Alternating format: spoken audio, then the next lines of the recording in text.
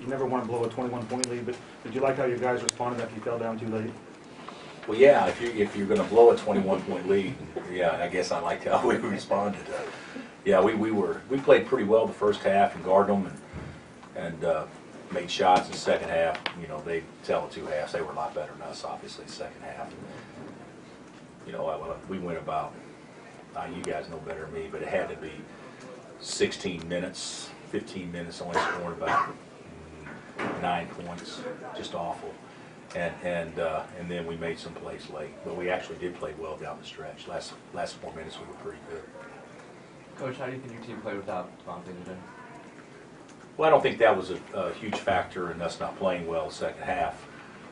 It's going to be a factor moving forward because our team is different than any team we've had since I've been here. We don't throw it to the post and score. I mean, we're not very big, and then our two biggest guys, have a hard time in there. They haven't developed that yet. So we got to find different ways to manufacture points, and we're not doing it off our defense, and we're not doing it in transition. And now the guy that can really create for you in transition has got to play 36 minutes a game. So it's going to be a situation where we got to kind of redefine who we are. And, we won some games playing the way we have, which is fine.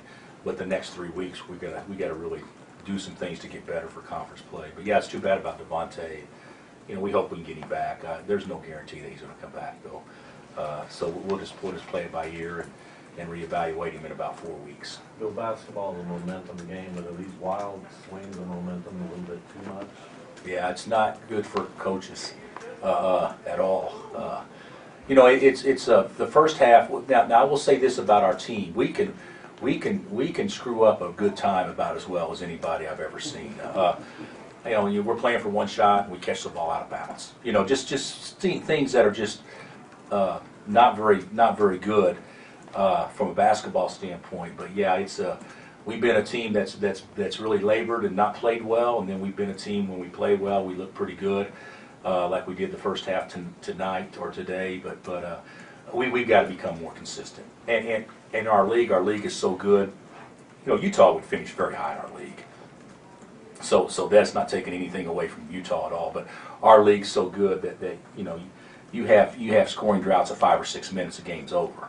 And we've got to find some way to manufacture and generate points by putting pressure on people. And certainly that has not been the case here of late.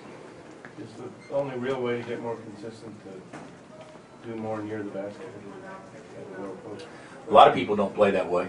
A lot of people live and die by jumpers and driving it and spreading it, but that's the way we've always played.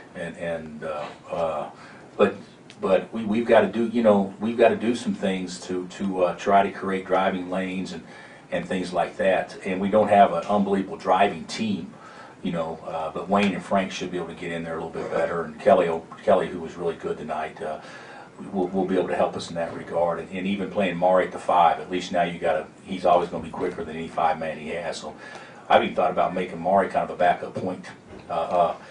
Dead serious. Let him initiate offense, and because nobody can pressure him, because he can drive around anybody, and not be the point guard that comes up and sets it up. And I'm talking about, hey, just bring it in transition and do some things like that. So we got to become a little bit more creative, because it's going to totally wear Frank down if he has to do everything every possession. Have you had to do this before? Redefine a team once the couple years? I've always, the way we've been bad before. We're not bad now, but there's been some teams. That team that went to the national championship game, you guys remember when Davidson whipped us here, and UMass has beat us here. So we've had some.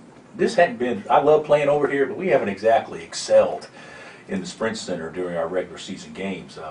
But what we've always done is whatever we've done, we've tried to get a lot better at doing what we do.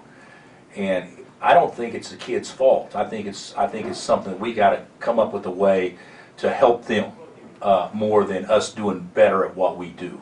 And we'll come up with something, and we won't be a major deal, but we got to do some things to get them to believe in what we do works. Because right now, if you got a 6'10" guy, you just play dead behind on the post, you throw it to him, there's no advantage. And that hasn't been the case with the big guys we played with in the past.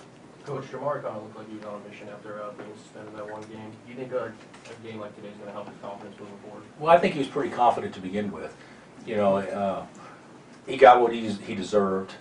But on the flip side, he took a negative situation and didn't pout and handle it like you're supposed to handle it. So I'm happy with Jamari. I'm proud of him. And I thought he and Kelly Oubre were the two best players for us today, without question. What do you think of the last possession for Utah? Yeah, it worked out good. You know, we didn't want to give up a three, but if you're going to give up a three, you know, I guess Poito would be the one you'd want to give it up to. But we actually did guard them pretty well. Wright got all the way to the rim when we switched the ball screen late, and Jamari did a bad job on that. But for the most part, we actually defended them pretty well the last 3 or 4 minutes. What'd you think of that Wright kid for Utah? He was pretty impressive. No, he's the best player in the game by far. He's got size, he's got vision. You know, he doesn't shoot it great, but he's very, very deceivingly explosive. And I think that he'll play in the league. I think he's really a nice player, really a nice player. Bill, you talked about how good Kelly was today.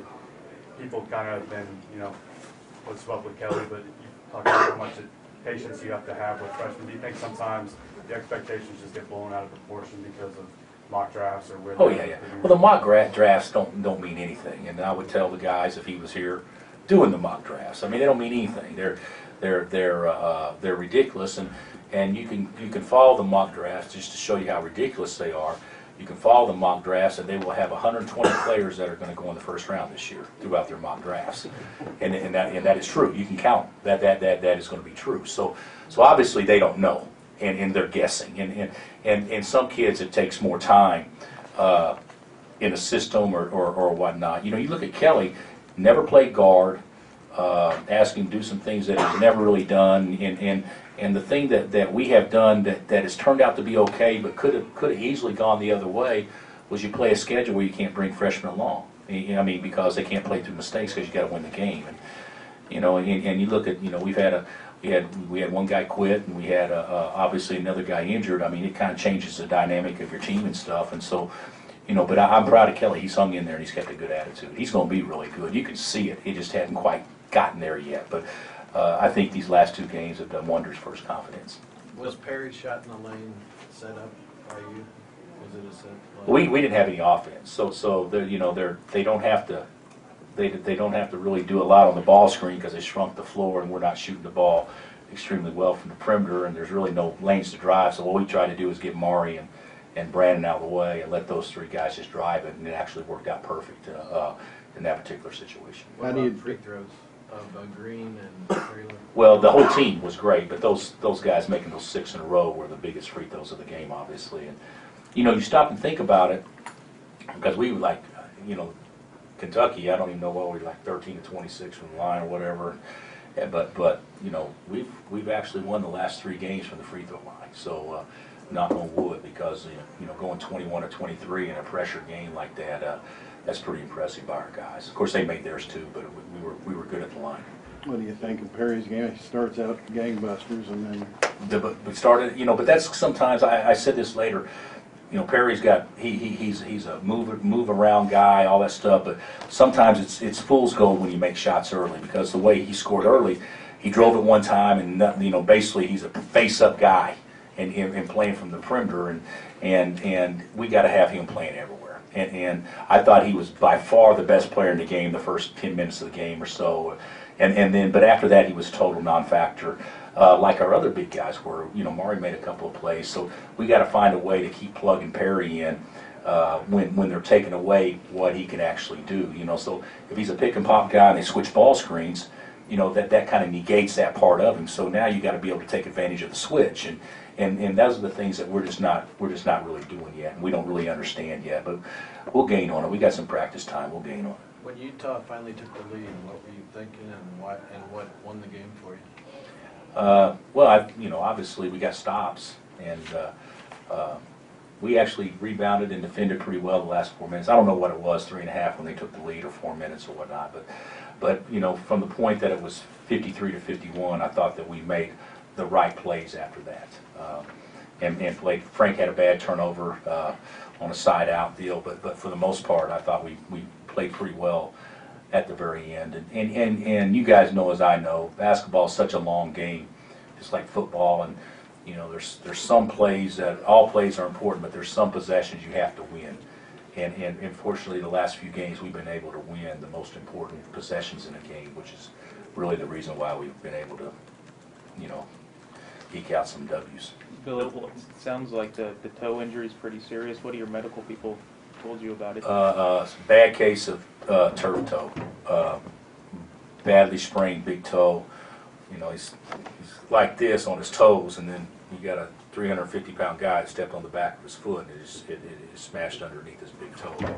And you know, it's unfortunate because I think he was really coming and starting to get it, but he's going to be out a significant time, and the doctors feel like that, you know, that he can come back. They feel like he can't come back, but they also say he also may not come back. So, you know, we'll have to make a decision before the first half of the season is probably over. So, you know, we can obviously utilize the medical red shirt if we need to, but we're not thinking like that. We're thinking like, hey, let's look at it in 3 or 4 weeks, we get it reevaluated, and if he's making positive progress, then we can get him back out there, because they say you can play on it, but he's not near to the point where that's possible yet. So, you know, we're just going to have to play it by ear and see what happens.